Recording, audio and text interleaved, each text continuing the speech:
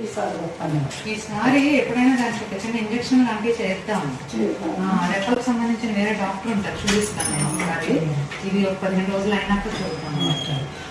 రాధాకృష్ణ చెప్పమన్న అమ్మాయితో చెప్పి నన్ను వచ్చి కలిసారు వచ్చి, అంటే రెప్పల గురించి అంటున్నారా?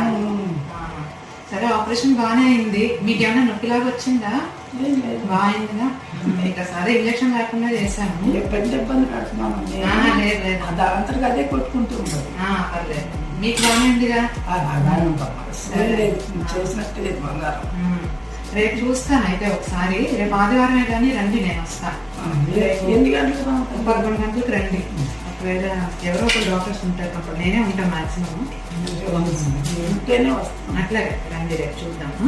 మందులో ఎలా వేసుకోవాలో చెప్తారు, అన్ని కరెక్ట్ గా వాడి జాగ్రత్తలు అన్నీ చెప్తారు మీకు బయట.